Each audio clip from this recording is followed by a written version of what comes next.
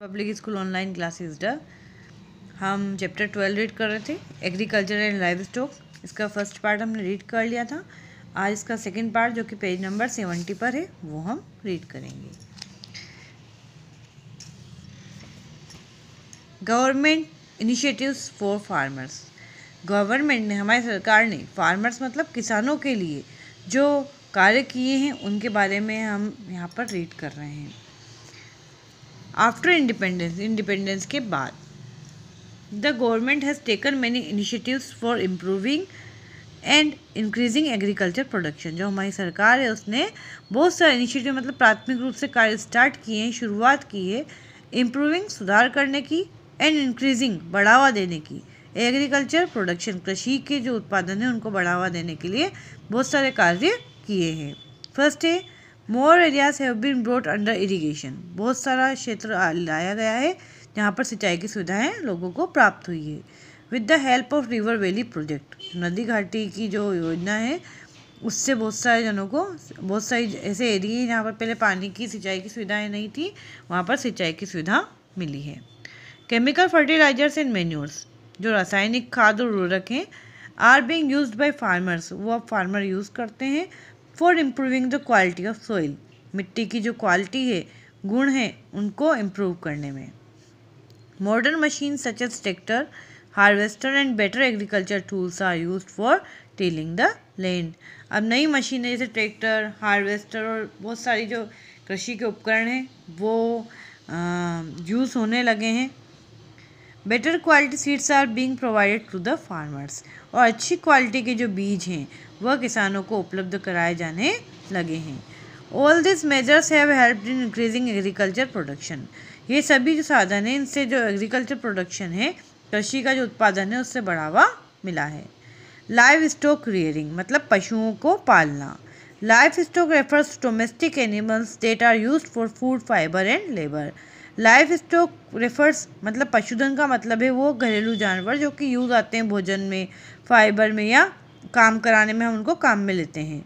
Live stock reading is an important part of agriculture. जो पशुधन पालन है यह भी कृषि का एक महत्वपूर्ण भाग है। Milk animals such as cow, buffalo and goat provide us milk. दूध देने वाले जानवर जैसे गाय, भैंस और बकरी हमें दूध देते हैं। Milk product such as curd, cheese and butter are important parts of our food. और दूध से बनने वाले जो सामान हैं, दही, चीज़, बटर, ये हमारे भोजन के एक आवश्यक अंग है। Oxen and bulls help in ploughing the fields and pulling the carts. जो बैल हैं वो हमारी मदद करते हैं जो खेत को जोतने में और जो गाड़ियां हैं उसको खींचने में। Donkeys, camel, horses, yaks and mules act as beast of burden. जो गधे हैं, ऊँट है, घोड़ा है, योक है और म्यूल्स जो खच्चर हैं, ये सब बोझा ढोने वाले जानवर हैं। Sheep provide wool and meat. भेड़ से हमें वूल भी मिलती है, ऊन मिलती है और मीट भी मिलता है। Rearing of chicken, hens and ducks for their meat and egg is called poultry farm. और जो चिकन, हैन और डक्स को जो पाला जाता है उनके मीट और एग्स के लिए, तो उसको हम क्या कहते हैं, poultry farming. In our village farmers occupy themselves in both agriculture and animals reading.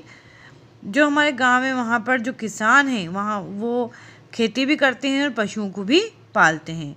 This type of occupation is known as mixed farming. इस तरह की जो व्यवसाय है उसको हम क्या कहते हैं, मिक्स्ड फार्मिंग, जहाँ पर पशुओं को भी पाला जाता है और कृषि कार्य भी किया जाता है। ग्रीन रिवोल्यूशन, हरित क्रांति।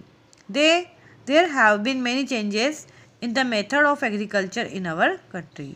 हमारा जो कृषि जो कार्य है उसमें बहुत सारे चेंजेस, उनको कृषि करने के जो तरीके हैं उसमें बहुत सारे चेंजेस आए हैं। High yielding varieties of seeds are being used. अच्छी क्वालिटी के जो बीज है उनका उपयोग होने लगा है। There has also been an increase in the use of fertilisers and irrigation. सिंचाई की सुविधाओं में बढ़ोतरी हुई है और जो खाद है उसका भी उपयोग बढ़ा है। Large areas of land have been brought under cultivation. और बहुत बड़े बड़े जो क्षेत्र हैं उनको कल्टीवेशन के तहत, मतलब जहाँ फसल उगाई जा सके उसके तहत लाया गया है। Farmers have been provided with better facilities like loans. Farmers को अब अच्छी सुविधाएं मिलने लगी, उनको लोन मिलता है। बेटर सीड, अच्छे बीज मिलते हैं। फर्टिलाइजर्स, खाद मिलती है। एंड मॉडर्न मशीनरी, और आधुनिक मशीनें, which have helped in increasing the production of crops, जिससे कि जो फसलें हैं उनके उत्पादन में बढ़ाने में मदद मिलती है। All this has made India self sufficient in the production of food grains. इन सभी चीज़ों से जो हमारा देश है वह खुद आत्मनिर्भर हो गया है भोजन में, मतलब भोजन की जो चीज़ें हैं, खाने की जो अनाज है, उसमें हमारा देश खुद के ऊपर निर्भर है। This is known as the green revolution of India. इसको भारत में ग्रीन रिवोल्यूशन, हरित क्रांति के नाम से जाना जाता है। प्रोफेसर एम.एस. Swaminathan is known as the father of the green revolution. ये एक इम्पोर्टेंट फैक्ट है कि मिस एम.एस. स्वामीनाथन को ग्रीन रिवोल्यूशन, हरित क्रांति का जनक, पिता माना जाता है। I hope you will understand this chapter. Read this chapter again. Thank you.